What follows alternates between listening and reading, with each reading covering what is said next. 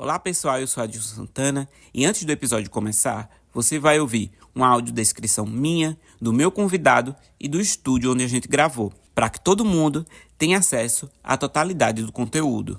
Caso você não queira ouvir, basta avançar para o minuto 1 e 10. O apresentador Adilson Santana é um homem de pele negra, cabelo cacheado, alto no topo da cabeça, usa óculos e tem uma barba curta. Está vestindo uma camiseta cinza e calça verde escuro. O cantor, compositor e jornalista Rony Nascimento, conhecido artisticamente como Drone, é um homem negro, cabelo curto, bigode e barba curta na região do queixo. Está vestindo uma camiseta de malha preta e calças jeans cinza. Eles estão sentados um de frente para o outro. Entre eles, há uma mesa. Ao fundo, entre os dois, há uma televisão com a logomarca Moideia Podcast. Do lado direito do apresentador, há um painel preto com o nome do podcast em luzes de LED. E aí, pessoal, sejam muito bem-vindos a mais um episódio do Moideia.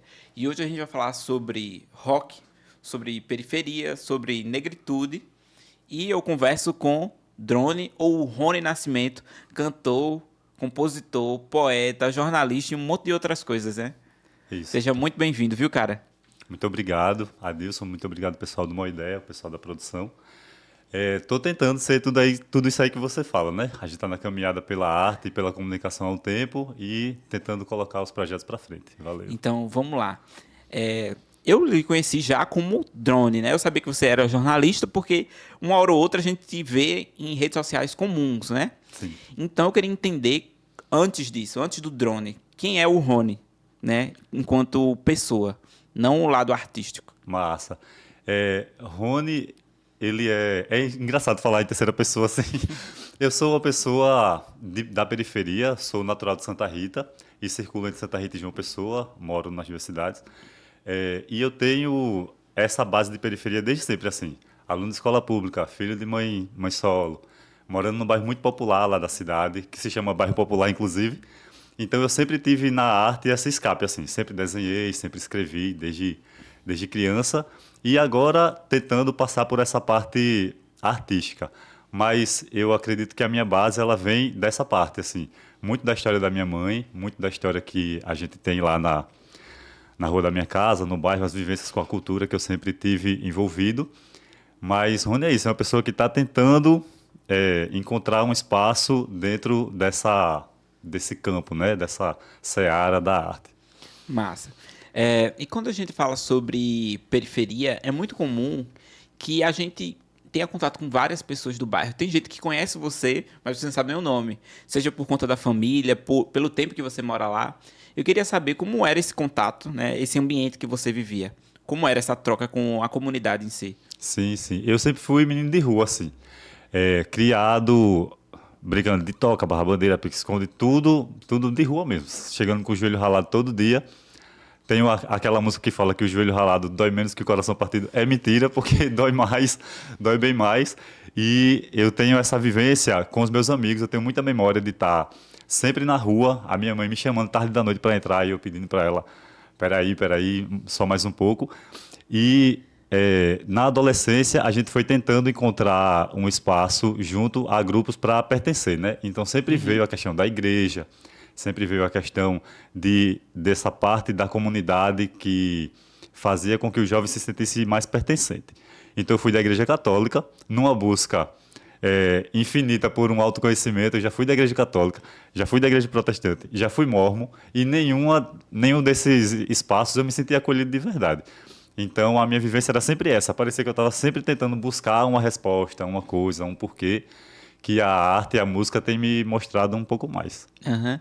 E no bairro, a gente sabe que a família é inspiração pra gente por N motivos. Sim. Seja pra gente se dedicar ao estudo, seja pra gente se dedicar a um esporte ou algo do tipo. Mas artisticamente falando, no bairro, existia alguém que você, poxa, eu queria fazer o que é que ele faz?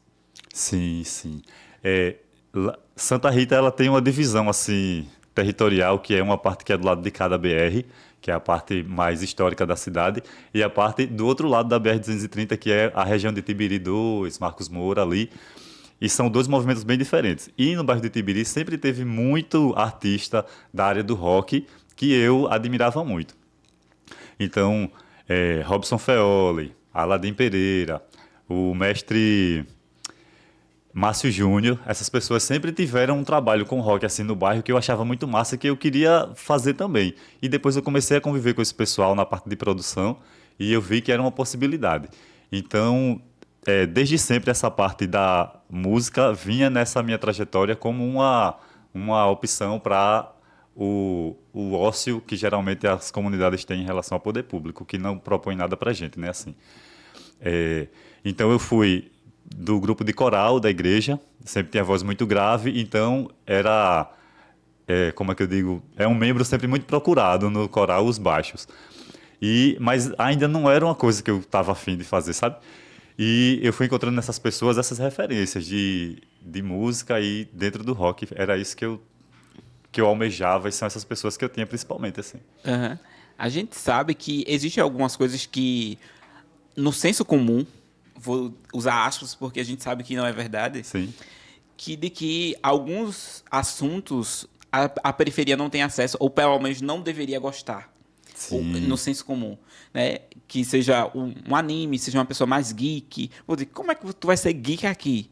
E uma dessas linguagens é o rock. Por mais que o rock seja um estilo de música de protesto, e isso é muito alinhado à periferia, como o rap, alguma coisa do tipo, assim, como é para você ser artista, né, nesse viés do rock, sendo que o próprio rock, ou as pessoas que rotulam o rock como sendo aquela galera de protesto, lá, inspirada pela galera dos anos 80, que fez aquele reboliço todo por conta da ditadura militar, como é você ver que, tipo, poxa, eu sou periférico, eu sou negro, gosto de rock, e isso não é uma imagem que a pessoa alia ao rock. Como é Sim, isso? sim.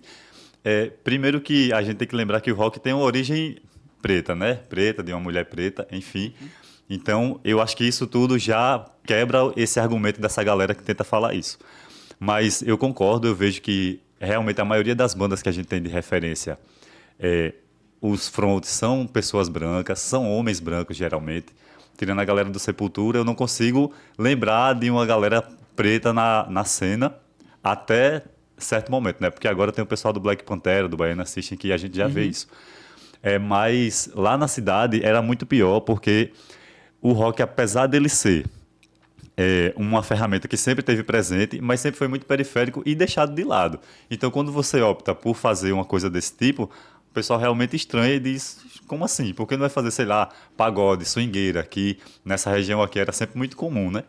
E eu disse, não, é o que eu gosto, é com que eu me identifico, as palavras, a melodia, as coisas, é o que eu me vejo naquilo ali, então por que não? Por que ceder a essa parte mais popular do que as pessoas querem pra gente, né?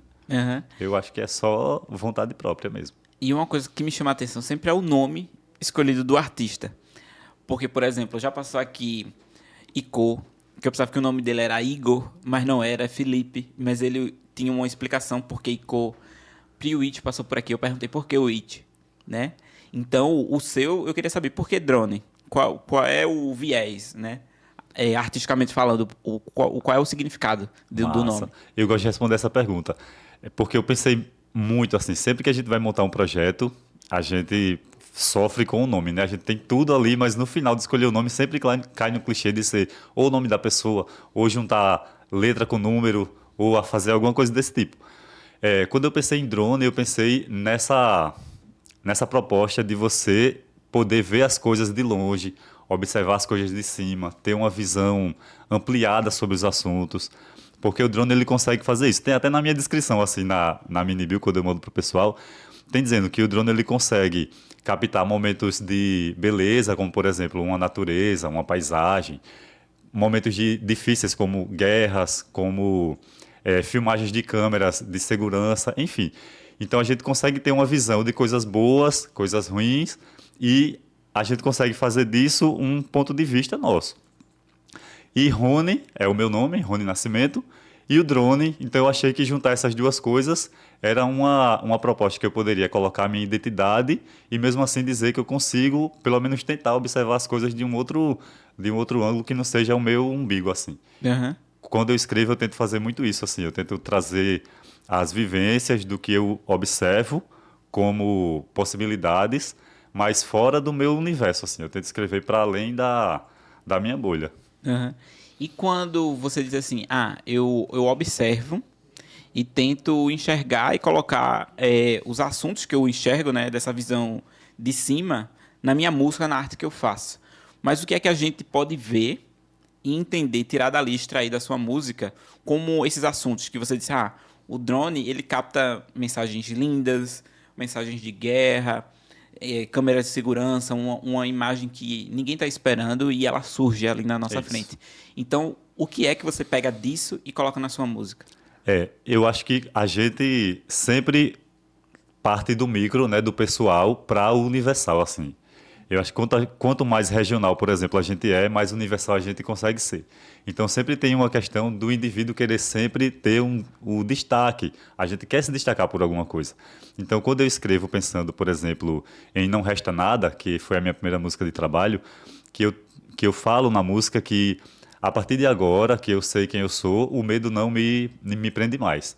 É porque eu consegui observar que, como diz outro trecho da música, para chegar aqui onde eu estou, eu deixei muita coisa para trás. Então, é uma observação global, geral, das situações que a gente vê, que acomete principalmente pessoas pretas, pessoas LGBTs, dessas dificuldades que já existem no mundo para todo mundo, mas que para a gente é muito pior.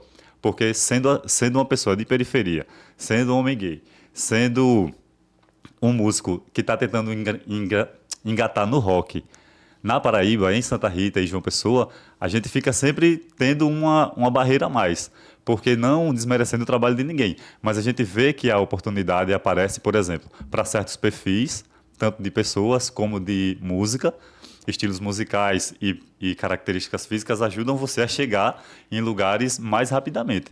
Então eu escrevo muito pensando sobre isso, sobre a minha visão sobre o que acomete o todo, assim, e partindo de mim. São letras que são autocentradas, mas que colocam essas situações no mundo. Massa, você falou que vive entre João Pessoa e Santa Rita e se divide assim. E você deu um panorama pra gente, inicial, né?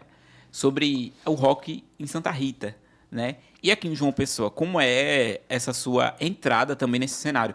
Porque são cidades próximas, a gente sabe que tem suas similaridades, mas também tem as Muita suas diferença. diferenças. Como é isso? Como é que você percebe essas diferenças? A diferença principal é o acesso, assim.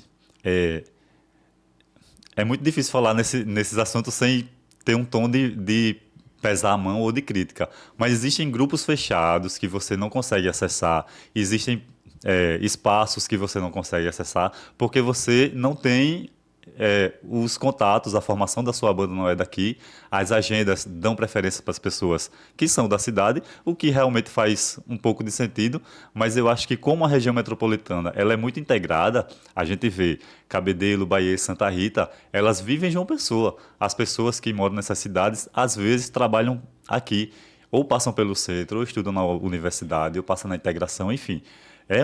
O centro de João Pessoa, principalmente, ele pulsa a região metropolitana.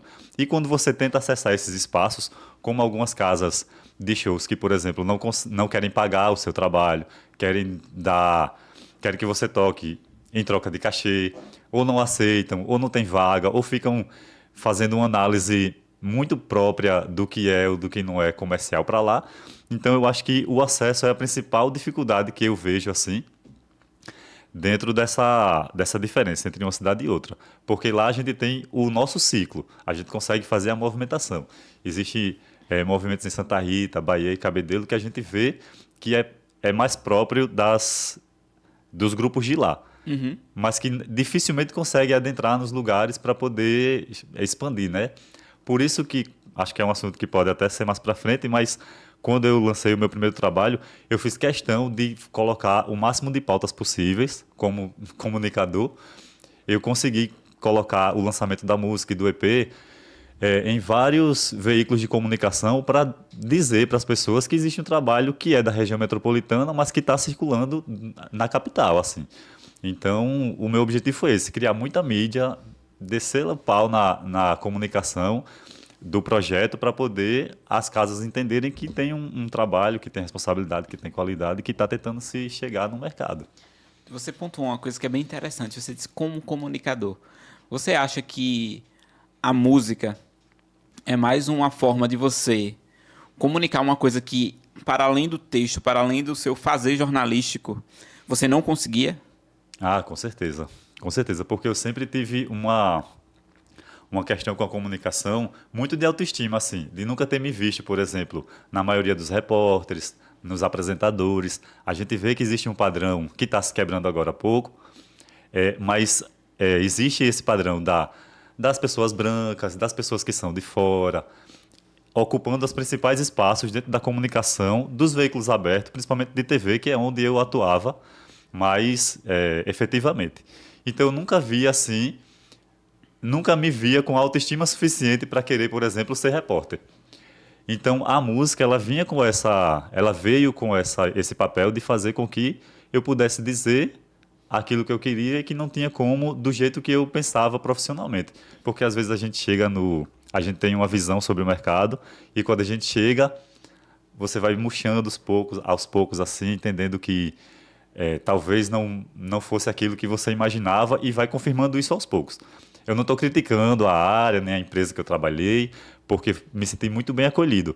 Mas, no fundo, você tinha essa sensação, essa impressão de que parecia que aquilo ali não era para você.